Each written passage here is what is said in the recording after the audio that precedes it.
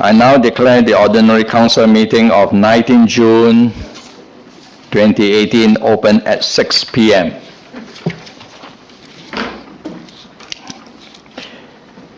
We would like to acknowledge the Whadjuk people, the traditional owners of the land. We would also like to pay our respect to their elders, both past and present. I will ask that everyone present this evening to please turn off all electronic devices, mobile phone, iPad, tablets, for the duration of this meeting. This council meeting is being recorded and people can listen to the deliberation of public agenda items via the city website. Council meetings are public meetings and any information you provide will be recorded and may be publicly accessible. The disclaimer is on the screen.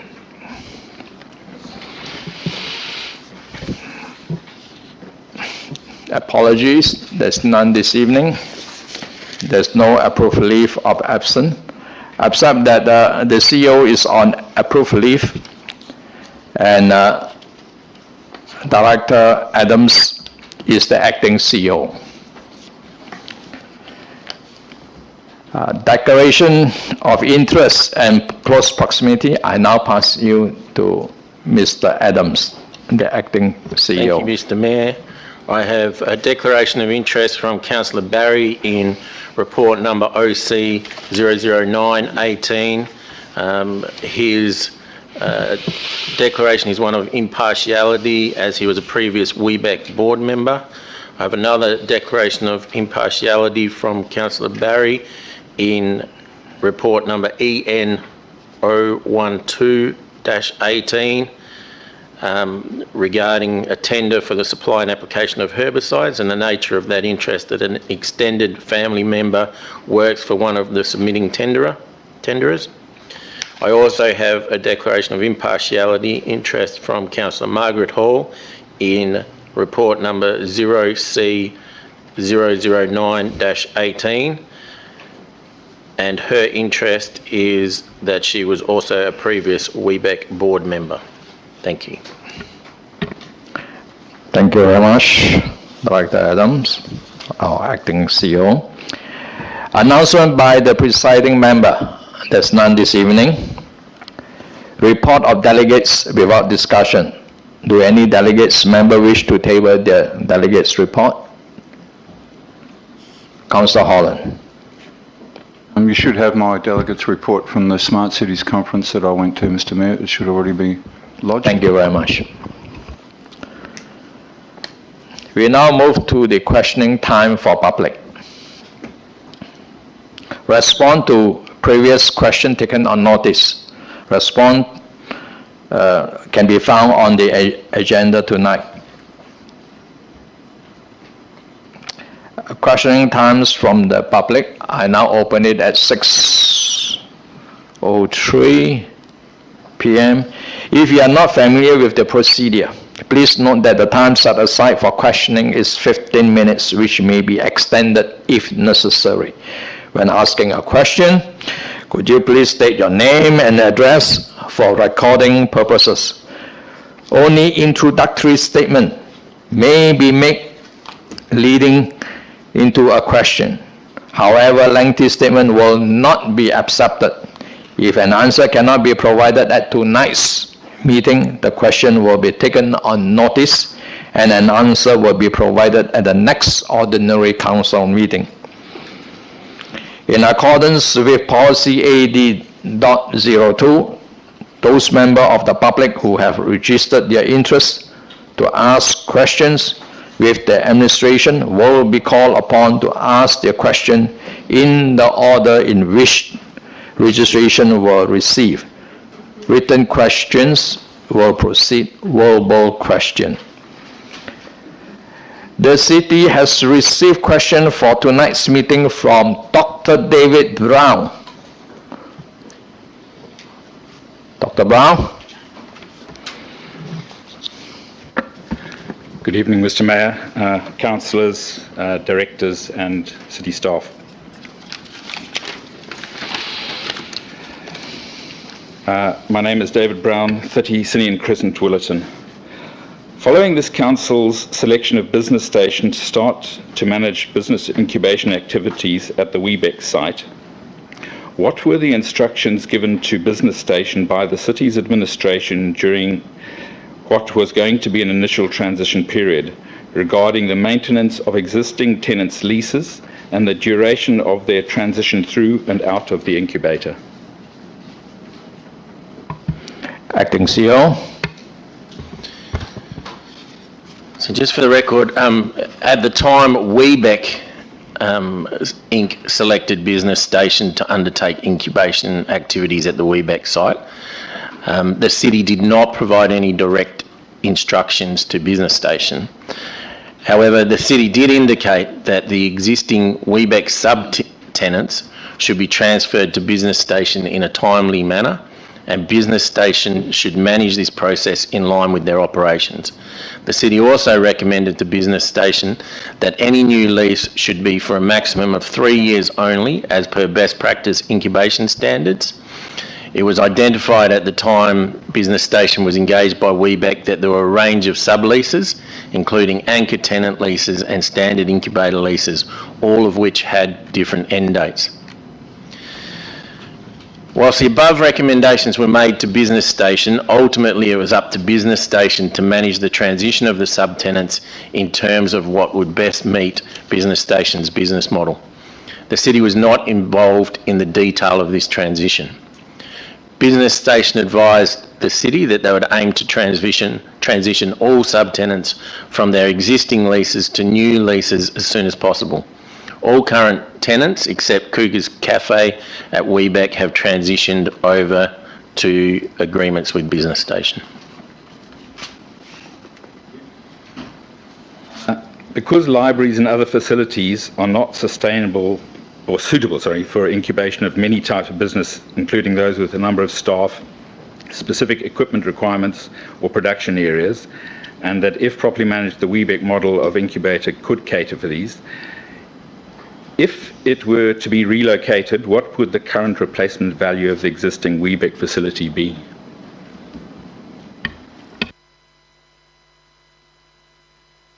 Acting CEO. Thank you, Mr Mayor. Other city facilities are well suited to cater for a range of business support services in line with contemporary trends, and the city has identified a significant number of vacant properties on the market suitable for businesses requiring small, medium to large premises to operate from. Business support services in the future can be delivered from a range of facilities, and as such, the city would not look to replace the Weebeck facility on a like-to-like basis.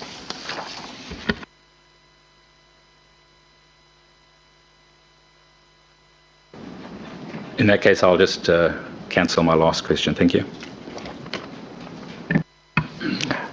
Thank you very much, Dr. Brown.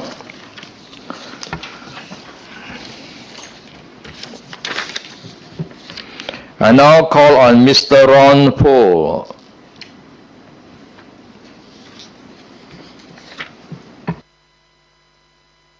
Good evening, Mr. Mayor and all others present.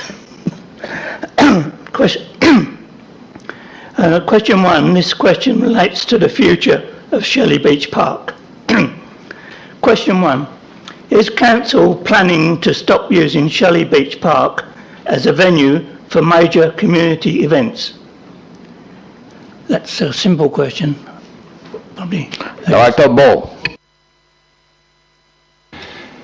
Thank you, Mr Mayor, and thank you for the question, Mr Poole.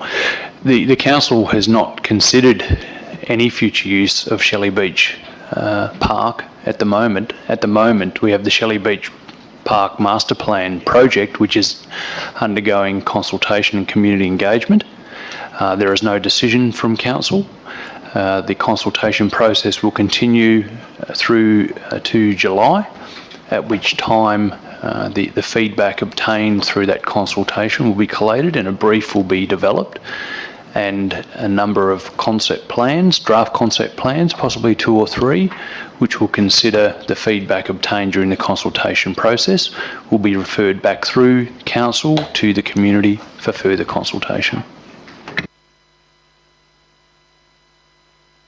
I was hoping for a yes or no answer because I believe it's been in the wind for many years now, and I thought I could have had a simple answer back from that question because I am involved in all the program.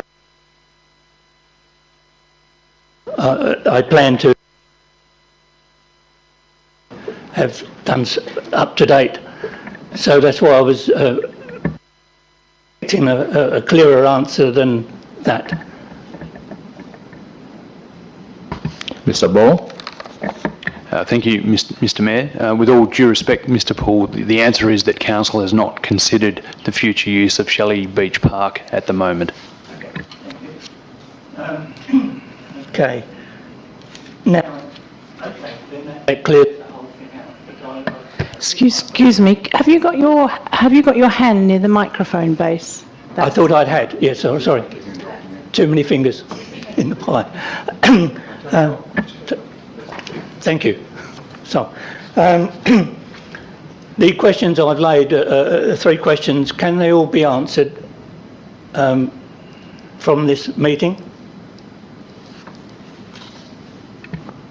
Meaning it will go down in print and there will be a proper answer back on all the questions rather than going through them again, because I was expecting a simple answer and then further questions. So can I ask for responses to each of the questions, please? Dr. Ball? Thank you, Mr. Mayor. Yes, we'll provide some responses to you, Mr. Poole, in writing.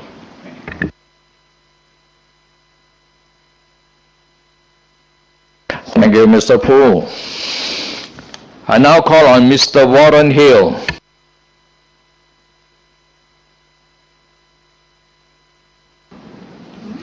Warren Hill, 58 Stockland Way, Cannington.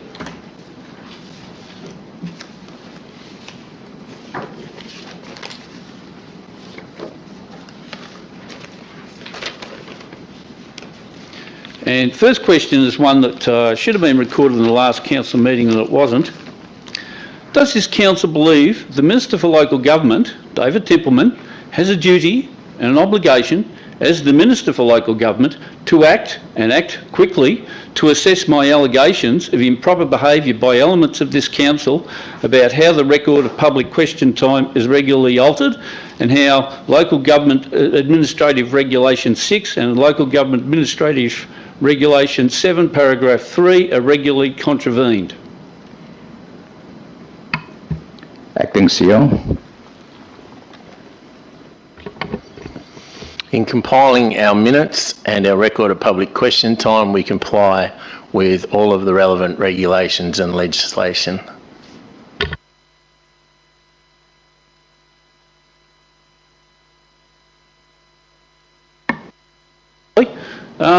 It's either in the Administrative Regulations or the Local Government Act that I'm entitled to an answer. It's a question relating to council business. I'm entitled to an answer.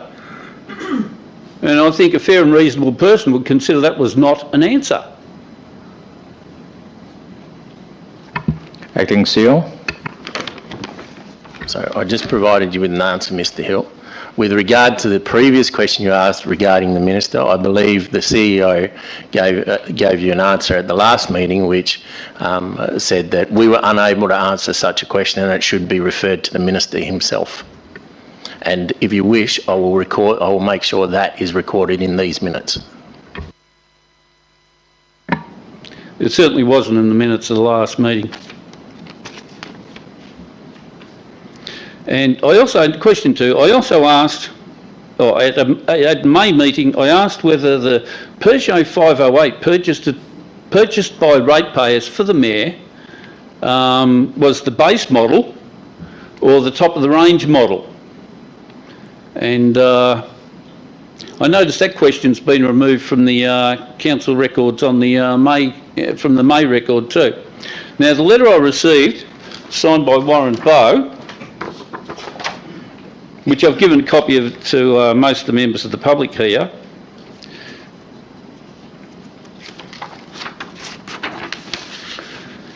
It says the council bought the mayor, well, the ratepayers paid for it, a Peugeot 508 Allure 120 kW HDI AT sedan DSL auto. Now, I'll read the question, what it says here. Prior to the purchase of the vehicle, the mayor requested city staff research the cost of a number of various makes and models with a view to purchasing a suitable vehicle at a lower cost to the city.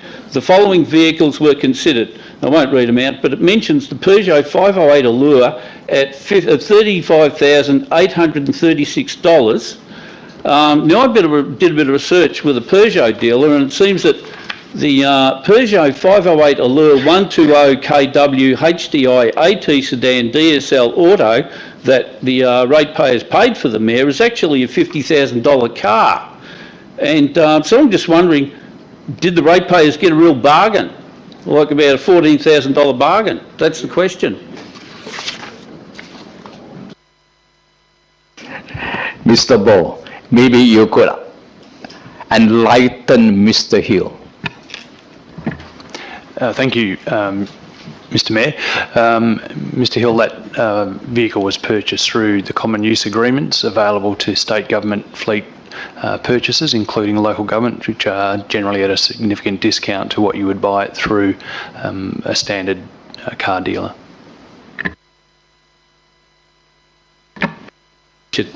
Now, the third one relates to the purchase by Giorgio's of a parcel of land in Cecil Avenue, on the Cecil Avenue, Lake Street, I think it is.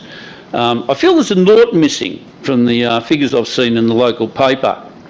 Now, because the ratepayers have had $3.4 million of their money given to the Centre Group for land which cannot be built on, that is near the Albany Highway section of Cecil Avenue, for land that can't be built on, and for $3 million more, Giorgio Group has bought a parcel of land off the council, which they plan to put 300 to 400 dwellings on, for about $6.6 million. Works out to about $15,000 to $20,000 per dwelling. Do the ratepayers deserve the right to feel they have been scammed twice? Acting CEO, Director Brian.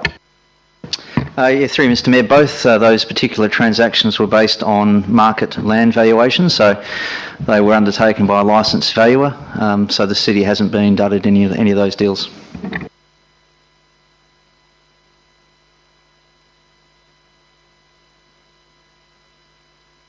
You have already asked more than 3 questions. Okay, is there anybody else? Yes? Mr. Hill, you can return to your seat.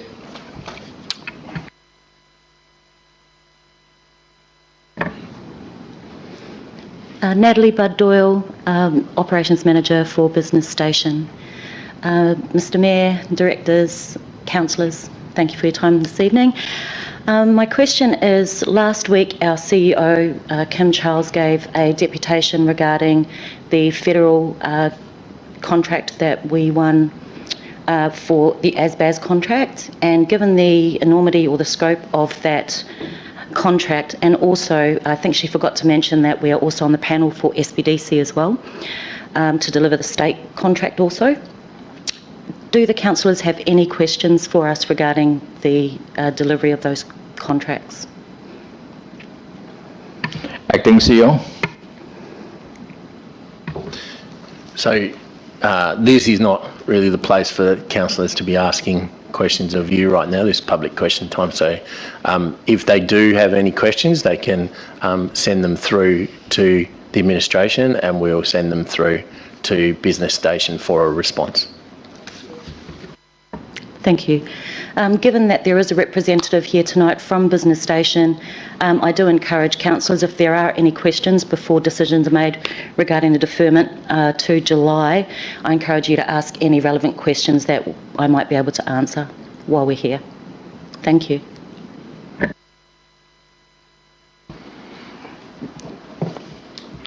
there anyone else? All right, I now close the questioning time, which is have gone beyond 15 minutes.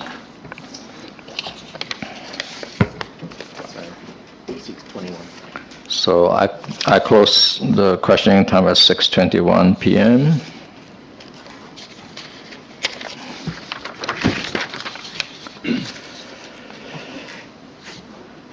We now move on to confirmation of the ordinary council meeting held on the 15th of May. The recommendation is on page 3, it's on the screen now. Can I have a mover? Councillor Margaret Hall. Seconder, Deputy Mayor. Councillor Margaret Hall. Nothing to add, thank you, Mr. Mayor. Deputy Mayor. Likewise, Mr. Mayor. Anyone else? All right, we'll put this to the vote.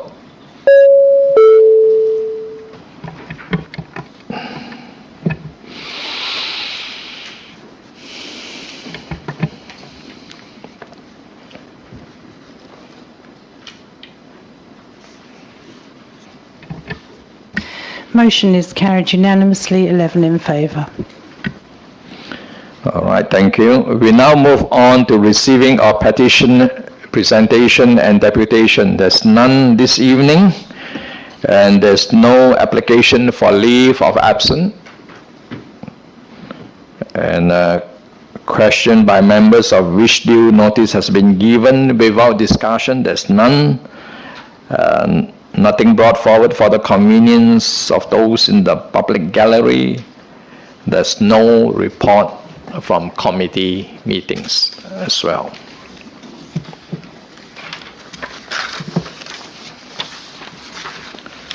We now move to OC 008-18, Western Australian Local Government Association, WALGA, 2018 Annual General Meeting, City of Canning, voting of delegates. The recommendation is on page 5. I advise I have received nomination from Councillor Margaret Hall and Councillor Kunza. Can each councillor confirm they accept their nomination? Councillor Margaret Hall. Through the Mayor, yes, I accept their nomination. Thank you, Mr. Mayor. Councillor Kunza. Yes, I do, Mr. Mayor. Is there any further nomination? All right. With the agreement of the nominee, I suggest that the first two nominee pass the post. Yes. Well, we don't need to do that. Yeah. There's only two, so Okay. unless Okay. someone specifically wants to nominate for being a proxy. Anyone want to wish to nominate to be the proxy? If none, then we will put this to the vote now. All right, we put this to the vote. No. Sorry, you need a mover and a second. Yes. So you need We have a mover. Councillor Kunza. Councillor Margaret Hall. All right, put this to the vote then. Anyone want to speak? Councillor Kunza? Just a question. If it so happens that someone, either of us isn't able to make it, can somebody actually come as a proxy, or do we have to actually put it before council? Acting CEO. They'd be able to attend, but I'm fairly sure that they need the approval of council to actually be a voting delegate. So it's probably a good idea if there are some proxies. Mr. Mayor, how many do you want? Do you want one or two? I'm happy to put me up as one. Will be fine too. I'm happy to go back up if that makes things easier. As a proxy. As a proxy. Yep. So.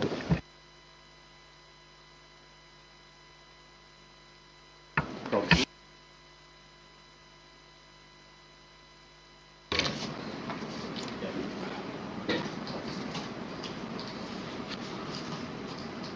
question. So, in order to do... You have a mover? Councillor Kunza? And approval of your second. Seconder? Councillor Margaret Hall. Councillor Barry's got a question. Councillor Barry, why are you standing? It might be a moot point, but I was just wondering, Mr. Mayor, if you're not going, are you not going to that?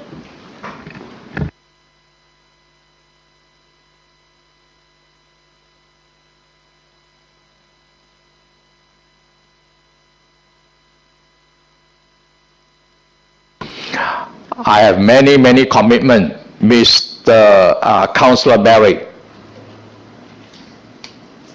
Thank you for your suggestion.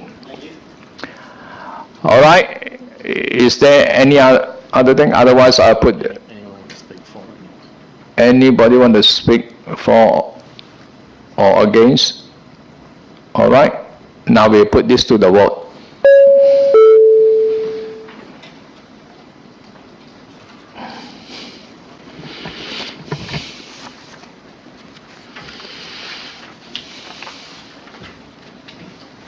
Motion is carried unanimously, 11 in favour.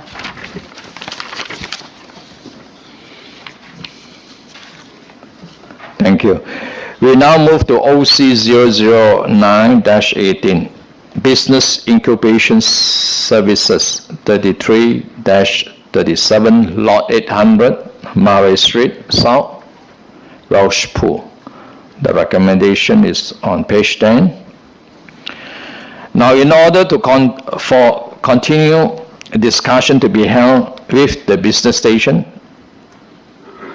and with the fact that the officer are not in a position to provide any confirmed information, I wish to move a procedural motion to defer the report to the ordinary council meeting of 17 July 2018. To ensure council has all the information it requires to make an informed decision. So, do I have a seconder?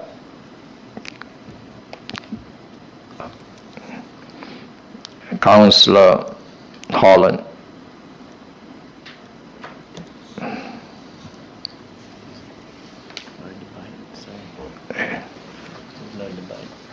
So, we will now put this to the vote.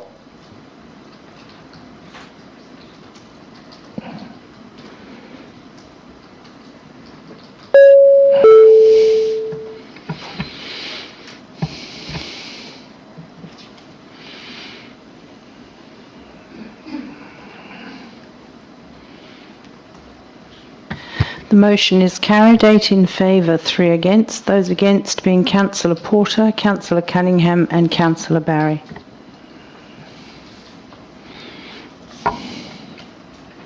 We now move to CC 025-18, Monthly Financial Report, April 2018.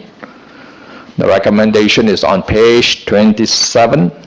It's on the screen now. Can I have a mover?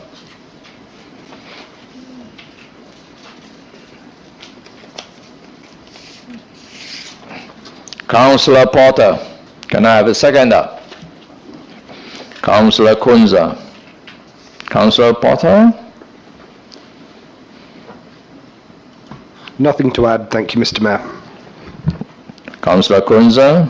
Nothing to add, thank you. Anyone else? We'll put this to the vote. Oh, Councillor Barry. Thank you, Mr. Mayor.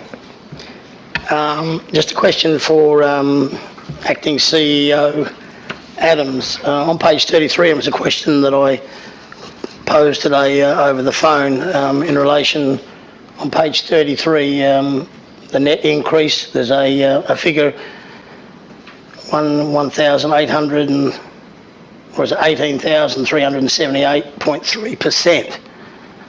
The question is that figure correct, and is that a plus or a minus? Because some of these figures I don't understand. They're in brackets, and some are red and some are black, and some of them are either in brackets or not. So, explanation, please.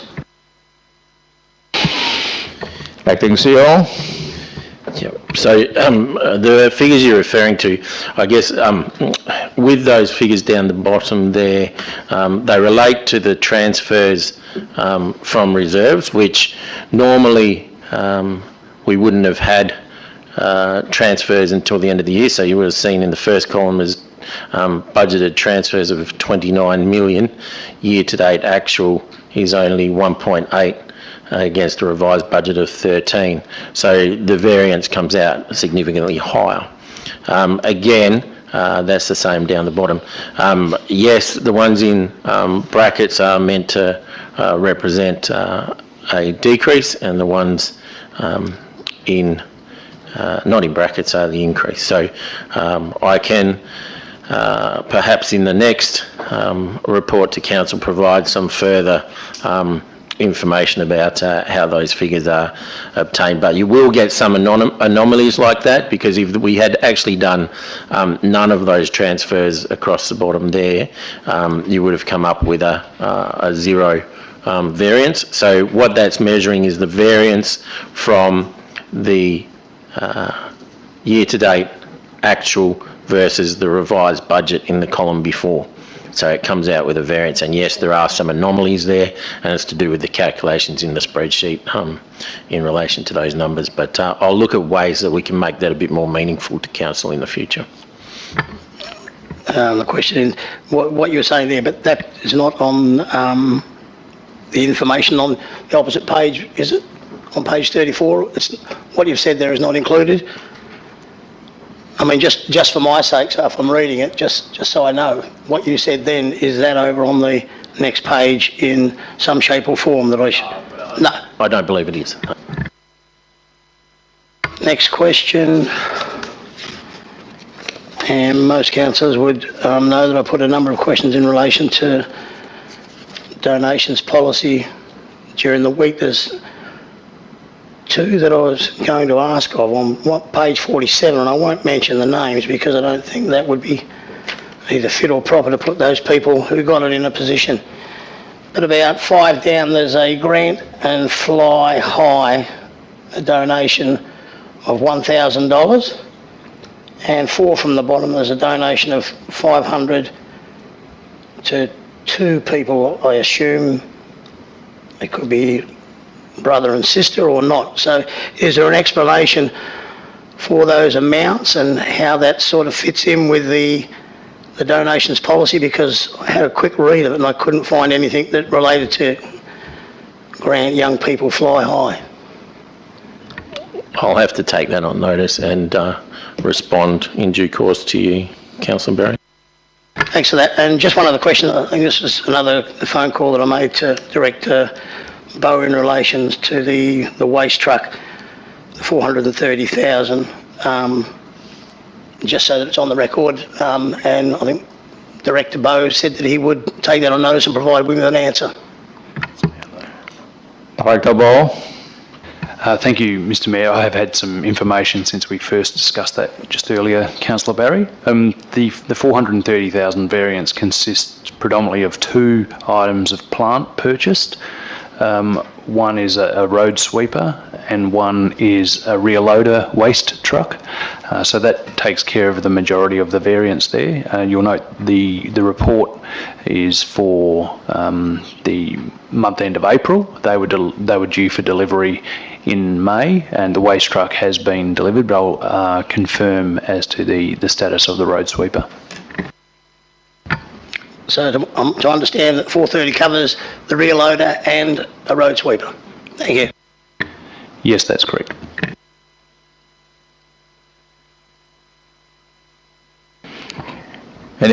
Anyone else? Councillor Ponature. Thank you, Mr. Mayor.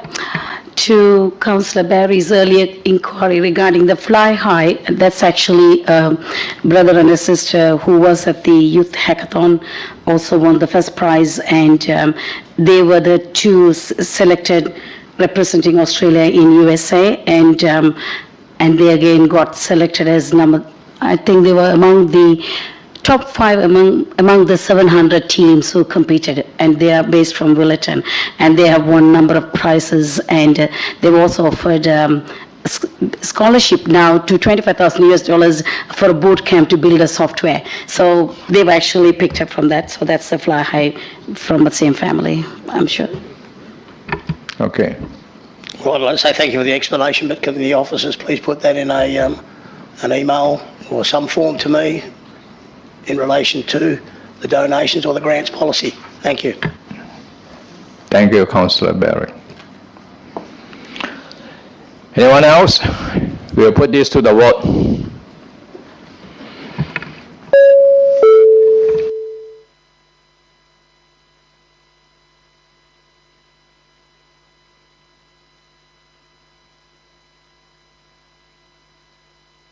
Councillor Jacobs.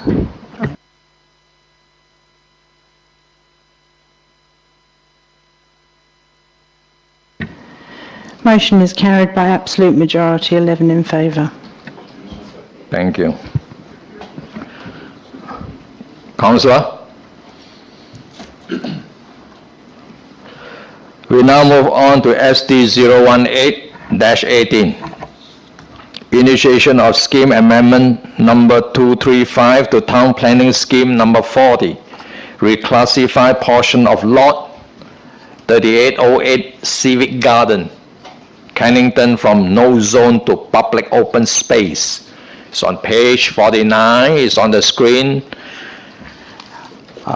We have Deputy Mayor as the mover. We have Councillor Jacobs. Deputy Mayor. Thank you, Mr. Mayor. Yes, I absolutely support this recommendation. It comes from my own notice of motion.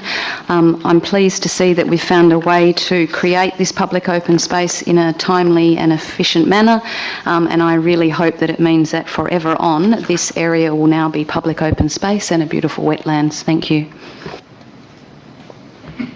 Councillor Jacobs. Yeah, just making a point that I think it's good that we have some space in this area, given that we have large infill targets in the area. I think it goes without saying that we need to leave some spaces, and so I think it's a good way forward. Thank you. Anyone else want to talk against it? Or for? All right, we will now put this to the vote.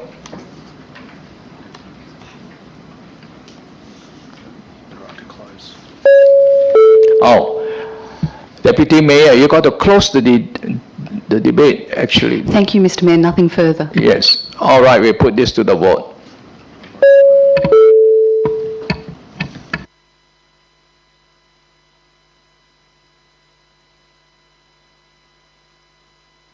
Motion is carried unanimously, 11 in favour. Thank you. We now move to SD 019-18, review of local planning policy LP.01, former SRS 227, residential development. Is on page 63, is on the screen now. Can I have a mover? Councillor Porter. Seconder, Councillor Sabiri. Councillor Porter? Nothing to add, thank you, Mr. Mayor. Councillor Sabiri? Nothing to add. Anyone want to speak about it? No? All right, we put this to the vote.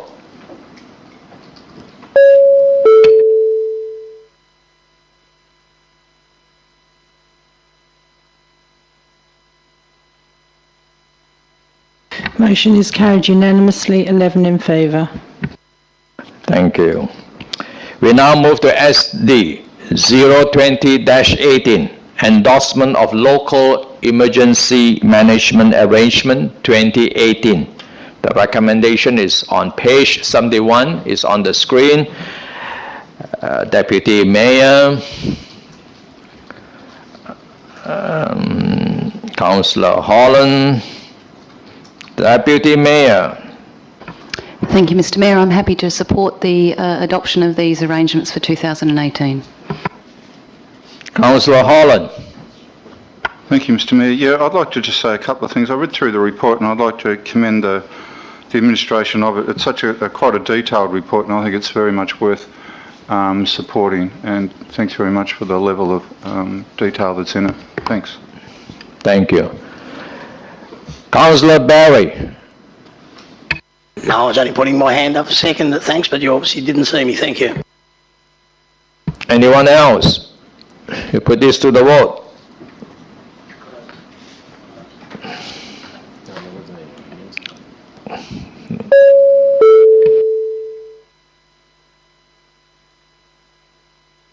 Yes, because nobody spoke against it, so be done.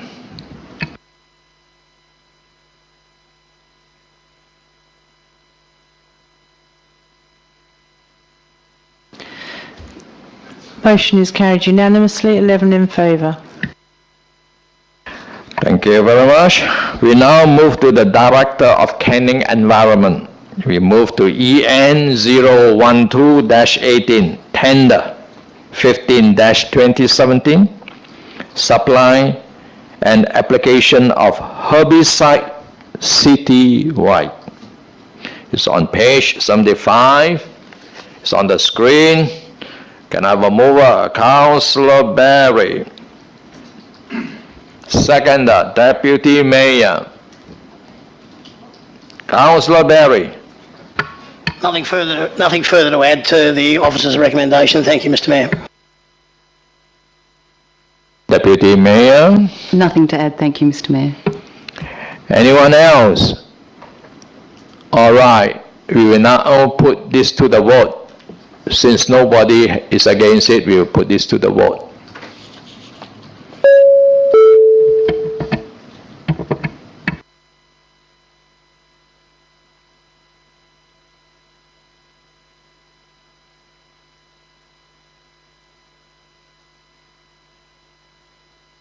Motion is carried unanimously, 11 in favour. Thank you. We now move to EN 013-18, Parking Prohibition, various in June 2018. The recommendation is on page 81, is on the screen. We have a mover, Deputy Mayor, Councillor Margaret Hall. Deputy Mayor. Thank you, Mr. Mayor. I support the officer's recommendations and thank them for putting them all together. Councillor Margaret Hall. And I definitely support them as well. Thank you. Anyone who's against it? Councillor Barry.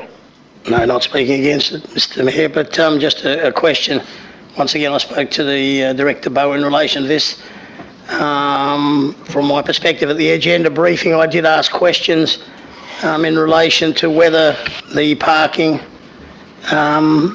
could be mixed up with some planning decision. Well, unfortunately, that hasn't been acknowledged in the agenda briefing, so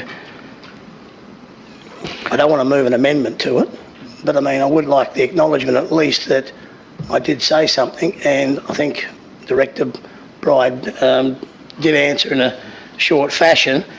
So once again, I'll probably ask, can the planning department have some input into this in future? Thank you. Director Bow. Thank you, Mr. Mayor, and my apologies, Councillor Barry, for not interpreting your question or responding to it. I guess my point in relation to the questions raised at the AB by the gentleman who had 5 vehicles is that restricting the number of vehicles through town planning provisions and having 5 vehicles in a residential area per group dwelling is, I guess, a situation that as a local government we're almost impossible to regulate for or against, but I will ask Director Bride if he could add some commentary in relation to the technical planning aspects. Director Bride. Thank you, Mr. Mayor. Yes, certainly, as Director Bow pointed out, with occupancy of a dwelling, up until you get to more than 6 persons that are unrelated, it doesn't change the land use, so a single house can be occupied by up to 6 unrelated persons. And obviously in the Bentley context, there's a number of students that share the accommodation, which was pretty obvious in relation to the issue raised at the AB. But in terms of the wider analysis of a parking strategy around that area, certainly the planning department will work with the Canning Environment area to make sure any strategy moving forward does take into account some of these planning matters. More so for those dwellings that are designed at the design stage to make sure there's sufficient parking and there's not overcrowding of dwellings. Just one other question in relation to that. Now, I'm not sure just how many units are in the gentleman's block that he did speak of. And from the point of view of from the officers, I mean, maybe they could find out and send it back to me, but I would assume that the buildings would be classified as residential, each would have a double carport with a number of designated visitor spaces. So can I have the information back on that? I mean, I don't think it materially affects what we're talking about here tonight, but just from the point of view of planning in the future. Thank you. Director O'Brien. Yes, Mr Mayor, we can provide that information. Certainly single dwellings or group dwellings are required to provide 2 spaces per dwelling, and depending on the number of dwellings there's also a requirement for visitor parking, but we can certainly look at that specific example and get back to councillors. Councillor Patrick Hall. Thank you, Mr Mayor. I just wanted to direct, I think it's Director Bowe, to item number 56 on page 90, just a comment I made in relation to the the terminology used on those signs around Janet Street and Melrose Street in Rossmoyne. I think it's important to flag the inadvertent consequences, that the impact that sometimes these parking restrictions can have on the people that live in residential areas, as Councillor Barry just flagged. I just wanted some clarification, if you wouldn't mind, just in relation to the final paragraph of this. I note that it talks about further definition of days on which such restrictions apply will be considered by officers during the review of the relevant local laws and applicable policy documents. Obviously that will occur a long time after this issue at Janet Street is dealt with, and Melrose Street and Rossmoyne and others. I'm just wondering, just to clarify, is that going to be considered for this and all other restrictions around school zones from now on? Well, I know it's going to be looked at in the policy from what it says here, but is it going to be looked at for these particular parking restrictions? Director Bowe. Thank you, Mr Mayor. I guess the short answer, Councillor Patrick Hall, is that we will install school days only clarification on these signs and look at implementing that as part of the local law review as the standard practice for these types of signage in and around schools. Thank you, Mr Mayor.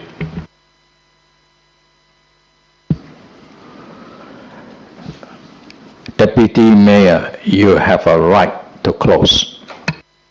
Thank you. I think I heard nobody talking against this, and I hope that we all support it. Thank you. All right, we'll put this to the vote.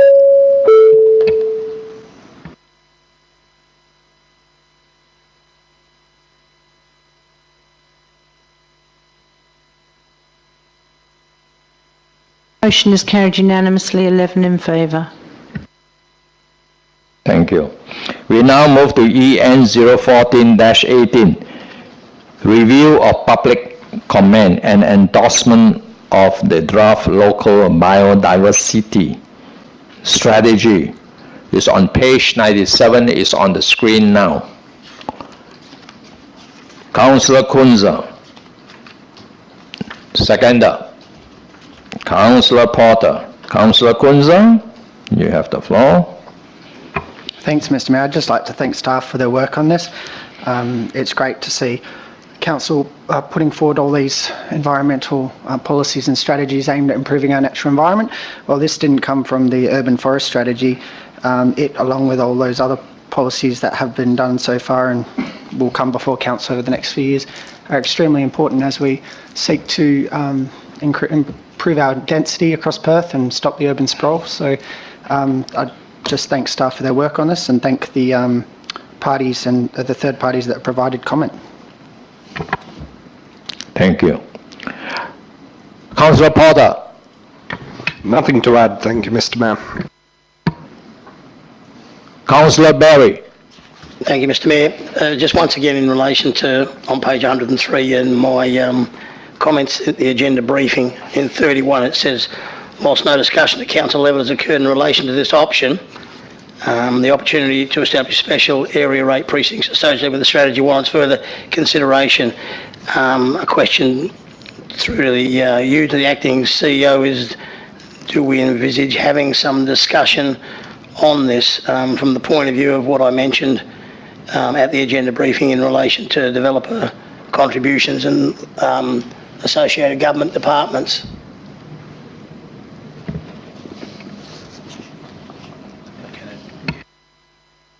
Acting CEO.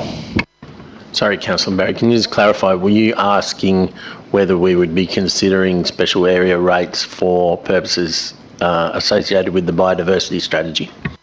No, I take into account that was said, the special, it says we could establish special area rates, but once again, when you read paragraph 28, it's, it doesn't agenda you with any great optimism of the future.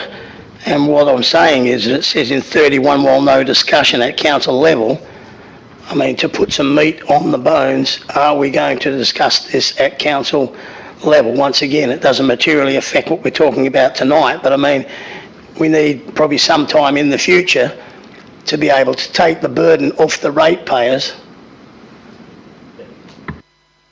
Director Bow. Thank you, Mr. Mayor. If I could just answer that question. Councillor Barry, in the draft 18-19 budget, which is under development, there is a moderate allocation for tree planting that addresses the biodiversity strategy. Given the draft budget process has been ongoing over the last couple of months, and that this was this report regarding endorsement of the biodiversity strategy was yet to be considered by council, it was always anticipated that subsequent to the endorsement of the strategy, we could have a further discussion about the quantum of the allocation to address the actions in the biodiversity strategy at a later date. So the answer is yes, it is planned to discuss whether or not the allocation we've got in the draft budget at the moment is sufficient, mindful that we identify approximately $400,000 a year over the term of the strategy, and it's a fairly significant investment. So we always anticipated that the conversation would be had with council prior to the budget endorsement. Thank you for the answer. Anyone else want to speak against it or for? All right, Councillor Kunza. Your right to close. Nothing to add, thank you. This to the vote.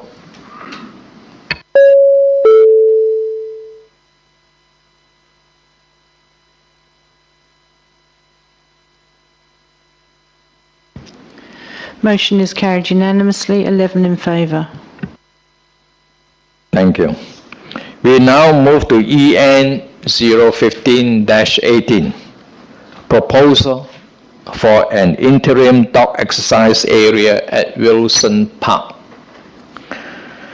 The recommendation is on page 109. It's on the screen now. We have a mover, Councillor Patrick Hall. Deputy Mayor, Councillor Patrick Hall. Thank you, Mr. Mayor. Only that a lot of residents of the Kent Street Weir precinct, particularly Wilson and Canning, would be very happy for council to endorse this, and I'm very happy with the work done by Director Bow and his team. The petitioner is here tonight, as are a number of people that have supported this, and I'm actually more pleased to see that everybody that was contacted, including the Canning Canoe Club, the Wilson Wetlands Action Group, the Canning River Cafe and others, all the stakeholders, the key stakeholders, are all fully supportive of this recommendation. I think it will provide adequate safety mitigation strategy for this council, which is it already separates dogs from children and people there, and the infrastructure, as we've heard, is already in place. The fencing is already there. This is a low-cost option. I think it's a sensible approach because the city has correctly indicated a period of time time for this to be run, and after that period, obviously we'll go to public consultation to see whether or not council will fully endorse this as a more permanent measure. So I would just like to thank Catherine Mann, Mary Barton, people like Martin Jones and others, and even David Brown, a former councillor who's here tonight in support. And so I very much hope that council will support the recommendation made by the council and endorsed by all the groups that are stakeholders in that Kent Street precinct. Thank you, Mr Mayor. Deputy Mayor. Thank you, Mr Mayor. Yes, I too support the officer's recommendation. Ever since I have a house in Wilson, that area has been used for bigger dogs than mine. I don't trust my dog off leash, but I'm very pleased to see that the big dogs that owners do trust off leash have an area that is very separate from the rest of the community.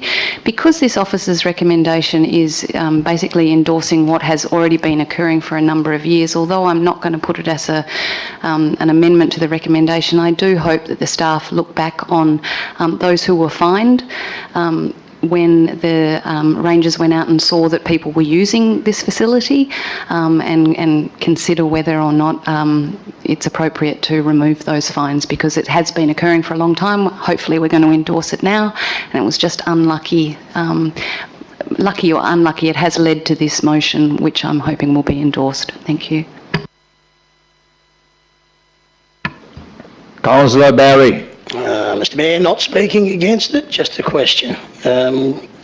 Number 24, it says the letter requested made clear that during the canoe sessions that they wouldn't be closing any gates. Now I'm just wondering, has anything been taken into account from the point of view of whatever's going to be designated the dog area, from a safety perspective, to close the gate, a self-closing gate, or is there anything in place or to be looked at in future? Director Ball. Thank you, Mr Mayor. Yes, a self-closing gate is proposed. Councillor Barry. Councillor Margaret Hall. I'll stand so I can get a say. I'm not against it. The only thing I want to know is we're going to be supplying doggy bags, which is going to cost the council quite a lot of money. My question is, are they going to be environmental free? Because the dog bags, I believe, are not recyclable, or not recyclable, but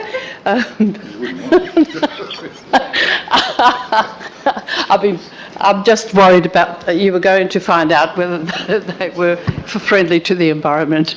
Thank you. Councillor Margaret Hall.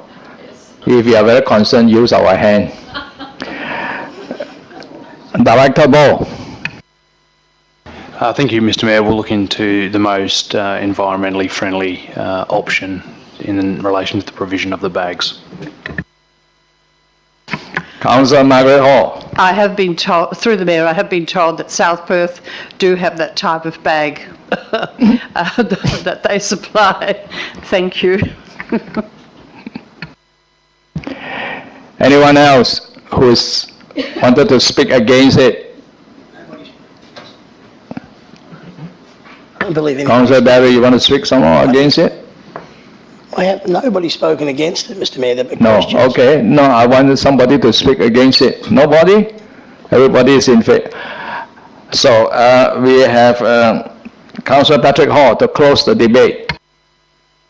Yeah, thanks, Mr Mayor, and thanks to Councillor Margaret Hall too for her very relevant question. I think the cost involved is minimal, just in rebuttal, but I think it delivers a very large a considerable advantage to the community. This is a real community benefit. It's the only fenced dog area that we have in the entire city of Canning. It's a really good start. It's something the citizens have been crying out to for a long time.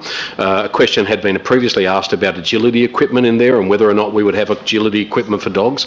It's also relevant probably to mention that Canning is also the home of the only metropolitan greyhound track in Western Australia, and that greyhound track has a large rehoming program, and a lot of those dogs actually live in the city of Canning, and there's really nowhere to take a greyhound off lead at the moment, because obviously once they get off lead it's almost impossible to catch them if they actually run off. So this provides some ability for people to let those dogs off lead in a confined area where they can actually run unfettered, and those dogs run so fast. Councillor, yours is the right of reply. You are giving us a lot of preamble. Can you please close the debate? I was actually rebutting. I am, Mr. Mayor, thanks very much. I'm fully supportive. That was my rebuttal, and I just introduced that final point. Thank you. Thank you very much, Councillor. Now we put this to the vote.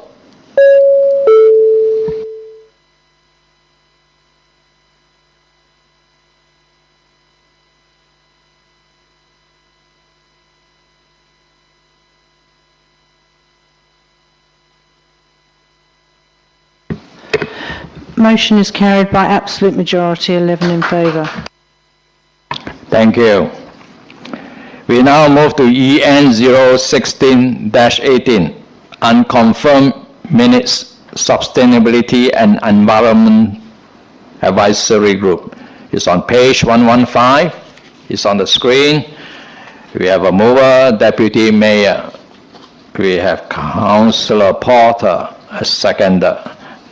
Deputy Mayor. Thank you, Mr. Mayor. I'm happy to support the recommendation. Councillor Porter. Nothing to add, thank you, Mr. Mayor. Anyone else? All right, we put this to the vote.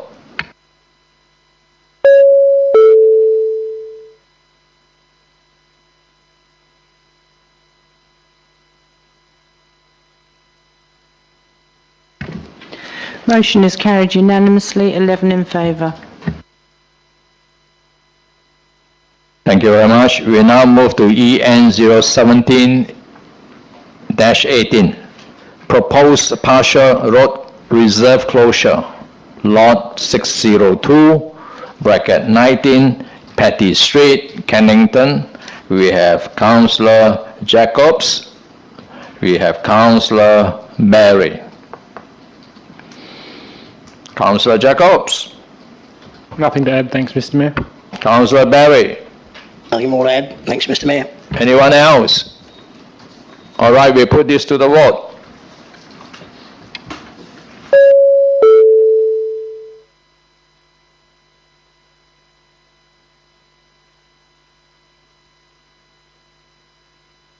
Motion is carried unanimously, 11 in favour.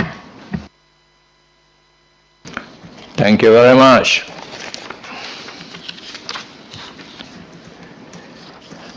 We now move to NOM 001-18, proposed amendment to the Canning City Centre Activity Centre Plan, inclusion of requirement for the provision of electric car recharging outlets.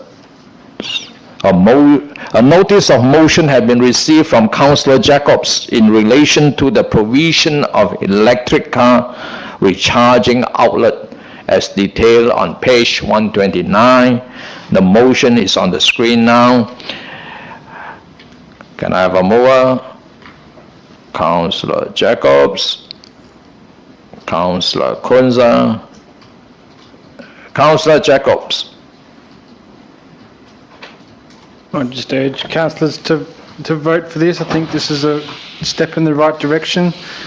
The only thing that some councillors may say is that the state government may be doing something, but we don't know when they're doing that, and I think it's always good to, with these things, to take leadership, especially by the fact that we've got this new development, city centre project.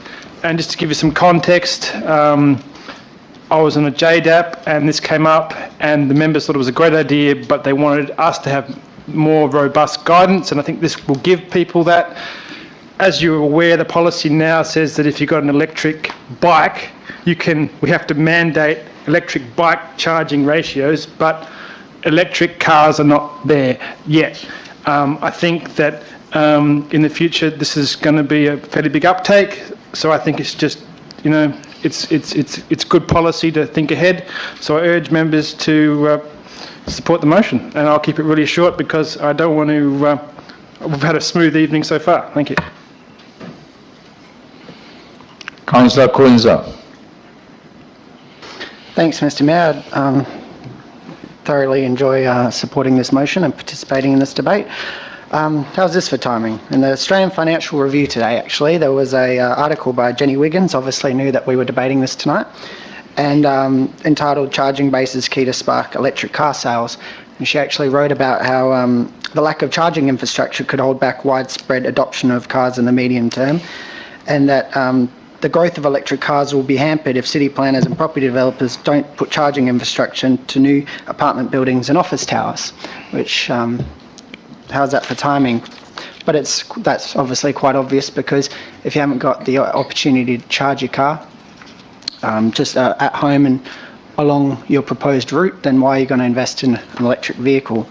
Obviously, we also have local residents who are very interested in the city looking both itself and in third parties at providing more charging stations in the city. And we had the Australian Electric Vehicle Association present to us less than 2 months ago on what they would like to see. And Jason Stanley actually was one of the members in the audience who contacted me recently, and he wanted to make sure council knew that he's heading across the Nullarbor this Saturday in his fully electric Tesla model, and a 4-week 10,000 kilometre journey to Canberra and Sydney, and that he's actually had to look at his route based on where the EV infrastructure is, and he's promised not to suck those cities dry, but he's contacted them in advance to actually see how he can pay for any charging that he does.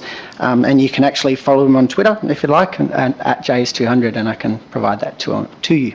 Thank you. Deputy Mayor. Thank you, Mr. Mayor. Through you, I'm speaking not against the motion, I just have a question. I noticed that in the agenda briefing report, this was called SD021, and now the notices of motions are NOM 1 and 2. I just wondered if that is a new system that we've introduced, because I don't recall it being there prior, and what we've done is we've got the first and the second notice of motion for 2018, but I'm fairly sure they're not the first for this year, so I just would like to seek clarification, please. Acting CEO. So in the agenda briefing, they're included under the directors' reports. They're actually notice of motions, of which the CEO asked us to put together a template in the Info Council software, which is what we use for putting together the agendas. So from now on, they will be numbered as such, and these ones will represent the first motions that were put with this particular numbering in place. However, it is recognised that they're not the first or second notice of motion for this particular year. Councillor Patrick Hall. I just wanted to ask the question of Director Bride, please, Mr. Mayor. Just in relation to this motion, obviously this won't be retrospective, and I understand that a lot of the contracts are already signed, and obviously Westfield is done and dusted. I mean, how much traction will a motion actually get in the city centre, and which developments in particular, the city centre activity plan, which will be targeted in this, who will be affected? Because my understanding is that most of the areas are already either built out or contracts have been signed, or a substantial proportion of it. Director Bright. Yeah, through Mr. Mayor, this certainly is not retrospective, and this motion only has the effect of staff bringing back an amendment to the structure plan, which would then come back to council. There'd be an advertising process in relation to that modification, and then it would come back to council after the consultation process, and then go to the West Australian Planning Commission for endorsement.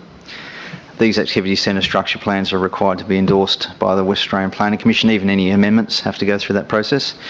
So there is still a fair process that needs to occur. And it would pick up all the development in the city centre. There's I think it's about 23% of the land holdings in the city centre that are underdeveloped or aren't developed. So there's still a fair amount of development, which once this particular clause comes in, would then be subject to that requirement. Councillor Patrick Hall. Just in relation to the motion then, Mr Mayor, look, I'd like to speak against it, and whilst I fully support sustainable, vehicular traffic, and we should all be more sustainable, and everything else all of us already know, the words are ringing in my head from the briefing that we received by the purveyors of this technology. It is still developing technology, and I think the inadvertent consequence of us actually endorsing this tonight without having any financial modelling around it is that, I guess that we should be trying to encourage people to move into the city centre, and what we're doing is inadvertently placing a burden on developers. Now, whilst developers at the start are the people that will bear the cost, we have to remember that once the developers are gone, low income earners and people that are buying in that area that may be people that we're hoping will go in there with affordable housing are going to be saddled as strata owners with ongoing maintenance and replacement of these after how many years? I'm not certain. The technology is emerging. We heard that loud and clear from the briefing we received. I'm not so certain whether this council should jump in all feet first without having all the information in front of it and without knowing exactly where the technology is going. It was even mentioned during the briefing about the VHS versus beta argument from videos from 1980s, and the people, the professor himself or the doctor himself actually made that comparison, and I still remember it. So I'm wondering what burden is this council going to inadvertently place on low income earners and people that we hope will move in here, people who are we're looking for diversity in our housing, but are we going to saddle people with these people will be residents. They're not all developers. Developers in the first place, and then they are owners, and they are our residents, and they'll be held to account to maintain and replace these during the life. And I've got no idea how much money that might be. Will it be tens of thousands of dollars every 5 or 10 years, or can it be $40,000 or $50,000? Do any of us here know exactly how much the cost will be to set this up, or to maintain it, or to replace it? Do we know how long the charging stations will last? What's the life of them? Have we chosen the right technology? What if they choose the wrong technology? I just don't think there's enough information here with this emerging technology for this council to do what we would all like to do and endorse it. I just think it's way too early, and the consequences, the inadvertent consequences, could be too grave. So I speak against it, Mr Mayor. Thank you. Councillor Barry. Thank you, Mr Mayor. Well, I take into account what Councillor Patrick Hall says. Once again, myself, I don't necessarily wish to chuck this out and vote against it. So from that point of view, to save it and note it, I'd move that this be deferred until such time as I think it was at the end of this year, the state government comes out with what they think, and they will be the authority on it. We can't have anything more than them, and so I think that's probably the easiest way out, that we should note and acknowledge and thank Councillor Jacobs for the motion, but from the point of view, I think we should just wait for the government to come out with theirs at the end of December. So I'd move that it be deferred until that time. Acting CEO. Councillor Barry, can you stipulate, please, a date which you want it to be deferred to? Well, I'd have to be guided by that date. It says at the end of 2018, so I assume it'll be no later than December. So the procedural motion would be that you adjourn debate on this matter until December 2018. I think it is almost quite impossible to say December 2018, because 2018 December is only the state government who's going to put in. Otherwise, which we try to do it, it will be superfluous.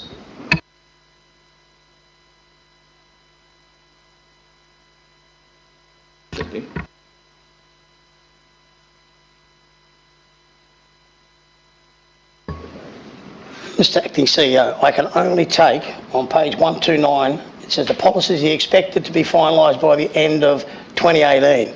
Now, once again, in the last couple of meetings, we say December 2018. If it doesn't come out by then, we can defer it again. We've done this numerous times. Thank you. So that's it. December, is that fair enough? Thank you. Do you have a seconder? Councillor Patrick Hall. May I ask a question? Yes. I can't see how you can say December OCM. It is, by default, it's the December OCM. Yeah. That's not what was there. So he's going to talk about it. No, that's it. There's no debate. It just goes to the vote. All right, we put this to the vote.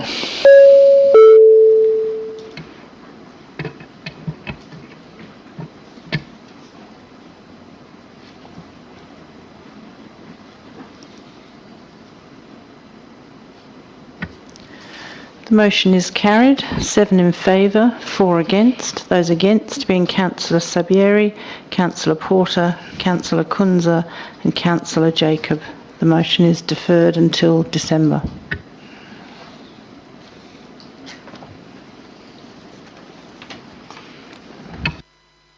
Thank you very much. You go back to the original. No, that's it. That's done. We go to the next one. NRM 002. We now move to NOM 002-18, Smart City of Canning.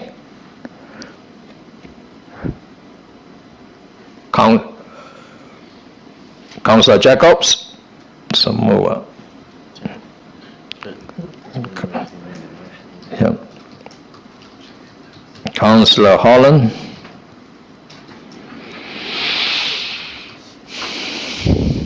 Councillor Jacobs.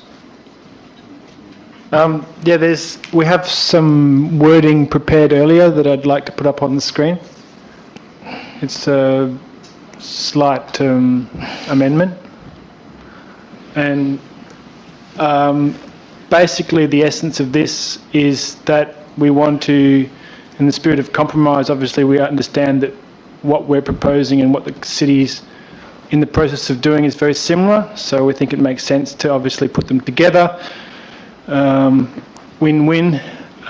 So it'll be no later than December 2018. This is endorsed by the council officer. So I look forward to your support as councillors. I think this is an important initiative that we as the council need to take a leadership in, an ownership, and I think that'd be very good if we did that.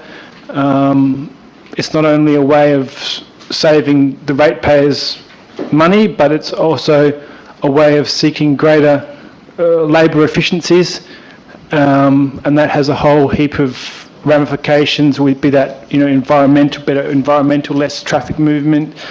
So yes, I think this is a good direction, and I'm looking forward to hopefully seeing it, if it's successful, that we see it in our ordinary council meeting in December 2018. So delegates, I urge you to support this. I think that we need to work together and provide leadership in this area, in this important field. Thank you. Councillor Holland. Thank you, Mr. Mayor. This motion will allow the council to take ownership and strengthen the work already done by not only supporting it, but also expanding its scope. Now, the scope mentioned has suggestions that could be included but not restricted to those suggestions. These suggestions might work for the city and might not work, with some added as others are deleted as not appropriate or a good fit for the city. An example, the city might want to go down the path of real-time bus timetabling at smart interacting bus shelters, which is currently in use in the city with the CAT services, but they might not decide to go down the path of smart bins. This motion is formalising a policy setting by council that will incorporate not just digital technology, which was what administrators stated, we'll be working on, but will also include several other factors, which I'll elaborate on in a second. This motion has been generated from a conference Councillor Jacobs and I attended on smart communities that the council was gracious enough to send us on. It was called this and not digitalisation because it is more than that. This was also explained at the recent full-day seminar I attended on local government transformation incorporating digital technology. Even there it was stated that digitalisation by itself is not the way to go, rather incorporate other areas of the smart city concept. The City of Canning itself is a bit of a way back in the field of smart technology and smart communities compared to some other councils. So the time is right to formalise the city's policies. Some other cities across Australia, mainly the eastern seaboard, have embraced certain aspects of smart technology in various applications. While some portrayed the uptake of smart technology to be the be-all and end-all, I don't think it is. Now, smart city is not just a city that uses smart technology. It is a city that does use some technology, but in collaboration with smart people, smart policies and smart processes. By doing a combination of it all, it will allow a seamless transformation of information that will enable the City of Canning to better utilise its resources such as manpower, energy, time and even water. However, to begin, the City must set the ground rules and targets and timeframes in order to assist in protection against change that will inevitably happen and quickly. It is no use starting with technology and ending with technology, as technology itself does not drive transformation. People and vision drive transformation, hence the inclusion of smart cities in this motion. Also, just because it says it's smart doesn't necessarily mean it is, or that it's worthwhile for our city. The City of Canning, through the use of some smart technology, must provide understanding and control over energy and materials that are flowing through it and within it. Transforming from analogue to digital will be the future, but not in all aspects. For example, smart parking is a great idea, but it may not be relevant to the City of Canning at the moment or for the foreseeable future, whereas an ISRI digital platform may be. The use of mapping, I think, would be a valuable addition to the city's arsenal of digitalisation. This can be used in contract consolidation and also trends. Even the use of notepads by field staff will not increase workload, but actually decrease wasted time in travelling and reporting. Security for the community can be better and more effectively handled by the use of notepads, incorporating remote communication and diagnostics in real time. Collaboration was another aspect that was heavily promoted, especially collaboration with universities, which is a path that I think we should go down. We are currently using it to a certain extent, but not to the extent I think we should.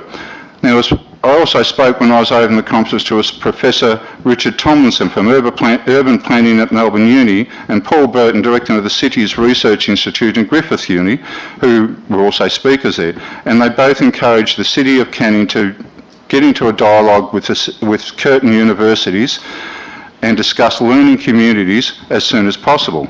But one thing that was made abundantly clear, which needs to be incorporated, and that's why the change to the motion, was the need that you have to take the community with you, and it must be council-driven, not necessarily administrative-driven.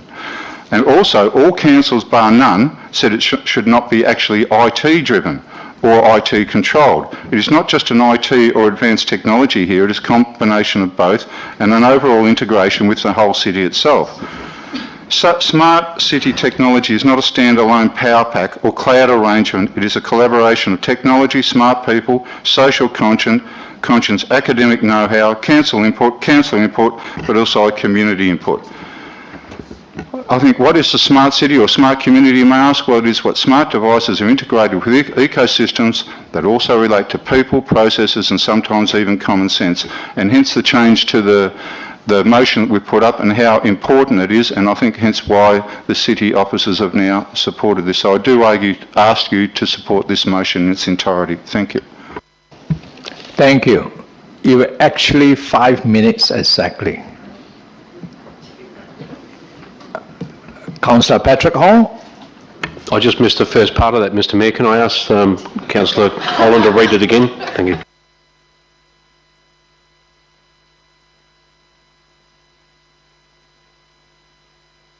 Councillor Barry. Just a question. I think it was partially covered in the agenda briefing, but I'll ask it again. I mean, from the point of view of what the, and through you to the acting CEO who answered it, I think, on the night, I mean, has the city, this digital one that you're doing now, does it encompass what Councillor Holland and Councillor Jacobs are putting forward? And I mean, I say that because in some instances they're part of the, his speaking for it was, it sounded a little bit like digital versus smart. Now, how much of what we've got in there is the scope, and taking into account the cost that would be involved in the future, how much of the digital one that you're already doing will incorporate this? Or will it be something special again as an outside? Acting CEO. So a lot of, as you know, technologies move fairly quickly. So it's for looking at a lot of these things becomes business as usual for a lot of city staff and how we can do things better. So a lot of these things will have already been looked at as part of that digital strategy, but I guess what this is asking us to do is put together within that digital strategy, and I think in the report it outlines some of the other things that are included within that digital strategy. What this would allow us to do is to put together a specific smart city strategy to focus on those elements that are seen as being part of a smart city. So yes, some of those things would have already been looked at. This adds to the work we're doing in terms of its value, but it's work that we would have had to do anyway on an ongoing basis in terms of looking at all the new technologies and how we bring them together for the benefit of the Canning community. So I don't see it as adding any particular cost. What will come out of it is a number of digital projects going forward, digital and smart city projects going forward, that will then need to find funding sources for, but those will then come before council as individual projects for funding. Thank you. Anyone else want to talk against it? No. All right. Councillor Jacobs, you close. Thank you, Mr. Mayor. Yes, Councillor Holland made some excellent points there. Given that there doesn't seem to be any opposition, I'll keep my points brief. But yeah, I think the central thing is that it has to be council policy, and it has to be from the council, because in the end of the day, we have been elected by our ratepayers and residents to take leadership in these areas, and I think that it's good that for us to formalise this, and I understand that administration does a lot of this stuff all the time, but this is, I think, would be great if we could formalise that in our role as council, because in the end of the day, this is what we're elected to do. We're elected to be here to give voice to the residents and to formulate policy and sort of charter a direction. If I was to use an analogy, we don't steer the ship, but we say we want to go to this place, and then the captain or the crew will put us in that direction. So I think this is important for council to take ownership of this. I thank the councillors for your time. If you want to have a look at a book, me and Councillor Holland have looked at this, Creating Vibrant Communities. It gives you an idea of what we're talking about. So I'll keep my comments like that. Please support this, and I think it's an important direction that we need to take ownership of, and really be a leader, because in WA at the moment just seems to be missing in action in this sort of field, in this area. And this is not an indictment on Canning. Point of order, Mr. Mayor. I mean, I don't want to be a party pooper, but I think as the debate is already closed. Councillor Barry. I'm still point of order. Okay.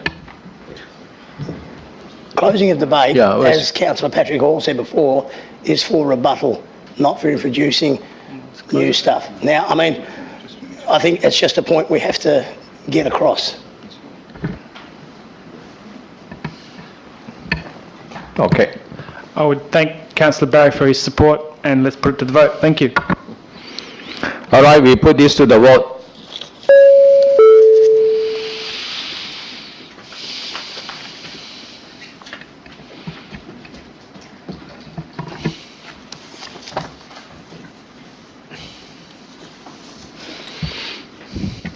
The motion is carried, 9 in favour, 2 against. Those against being Councillor Sabieri and Councillor Ponathurai. All right, there's no urgent business this evening, no confidential matter, and there'll be no further business. I now declare the meeting closed at 7:30. I'd like to thank